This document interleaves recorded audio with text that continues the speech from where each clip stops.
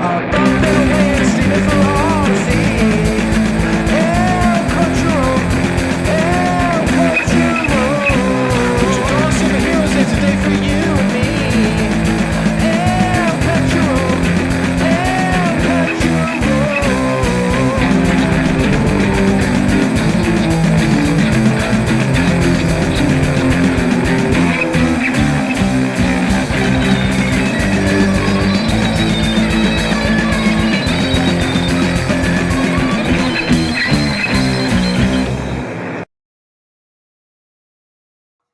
What's up, Alcatraz? It's been a while, but we got to do a couple movie reviews for you. I got to catch up, play some catch up.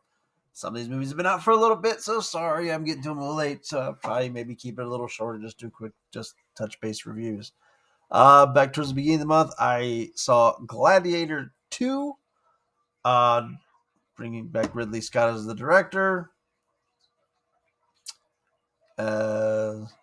starring Paul Mescal as Lucius, Denzel Washington as Macrinus, Pedro Pascal as General Assisius, Connie Nielsen as Lucia, Joseph Quinn as and Fred Henkinger. There are two Emperor brothers.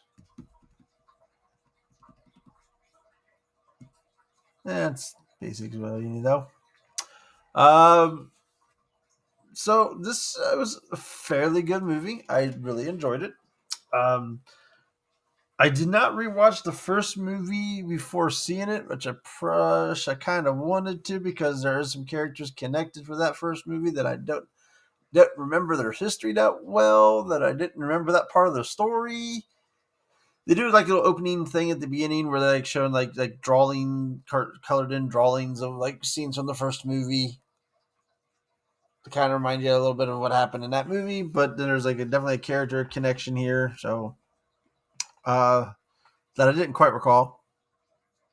It opens with Rome invading a Troy-like city, an independent city.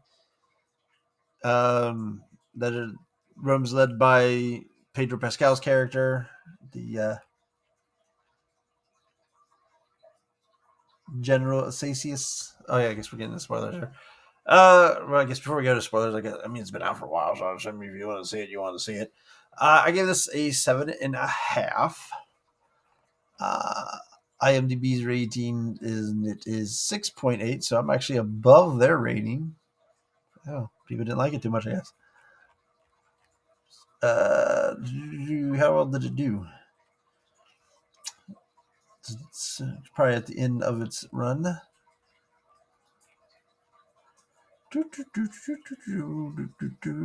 Box. The budget was $250 million estimated. Its gross in the U.S. was $157. Worldwide was $410. So,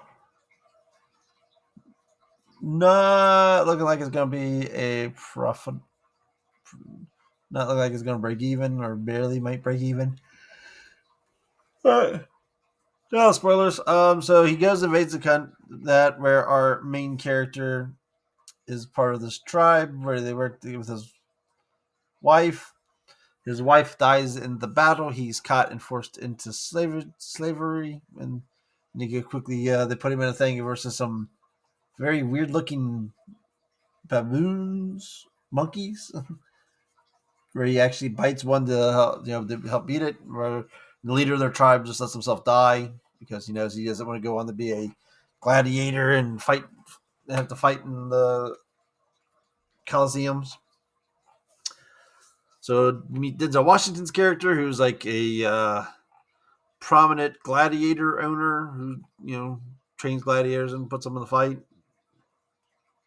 So he quickly sees our character and he signs him up, and he obviously wants revenge on Pedro Pascal's character, but then we get we got all kinds of weird twists going on. We have two twin emperors that are cuckoo for Cocoa Puffs. But then we have people pleading for power. Pedro Pascal's character comes back. He gets to see his wife. He gets celebrated as a hero for conquering. He's like, hey, cool. Look, I conquered this area for you, so I would like to spend time with my wife. And they're like, oh, no. We got to send you off on another war. you got to go conquer the Persians. I think they were where they were sending him after next. So he goes to finally meet. So he goes home to see his wife, and he's getting tired of this stuff and these kings that are just can't even take care of their own people. They're just too busy being bloodthirsty.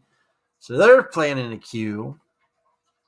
Denzel Washington character is planning a coup to give himself power.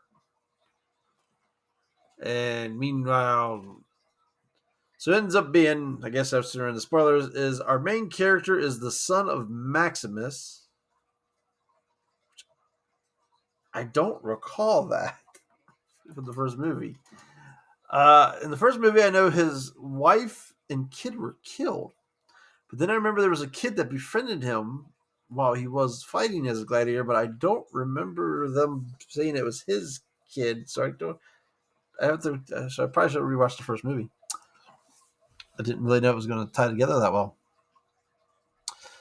But his mother is now with the Pedro Pascal character, and she finally kind of recognizes him from a poem that he recites that she taught him. So obviously she sent him away. So pretty much at the end of the movie, she ended up sending him away for his own protection. And he went to this other place, and they take him in, and he's been living there ever since. And she never came back for him. So it's a really convoluted story with a lot of twists and turns. We get some great gladiator battles, including one where they filled the thing with seawater and had them like boats and sharks in the water, which I thought was completely ridiculous. But after here doing some research, apparently, technically, that is plausible that they may have done stuff like that. The sharks would not have been bloodthirsty and attack anything that falls in the water. Though, if I know sharks. You put sharks, if they would have been able to survive in the tank. I mean, I guess they probably survived for a little bit. They probably all, I'm sure they all ended up dying if they actually did this. But the sharks would be so scared of all the things going around, they'd be kind of like fleeing for their lives and they'd be under a lot of stress. So the sharks would not have worked the way I'm sure they wanted those sharks to. But it's also seen with a rhino and stuff like that. So there were some cool battles. So the action, the battles, the gladiator battles was good. The twists and turns were good. So it was a fun movie. It wasn't great, but, it was a good watch. Yeah, we're gonna keep these real quick and short. So yeah, so 7.5. It's worth a watch. I watched the first one first, but yeah, of the three movies about the review, this is probably was the best one of the three. But or was it four? I don't know. But yeah, that definitely was a good movie. That's yeah. So yeah, like I said, we're going to make these nice and quick ones, so it won't be like my normal ones. Won't go too in depth because it's been a couple weeks and this movie's been out for a while. So that's Gladiator 2. Fun, good movie, entertaining, nice battles, stories a little chaotic, but not too hard to keep up with.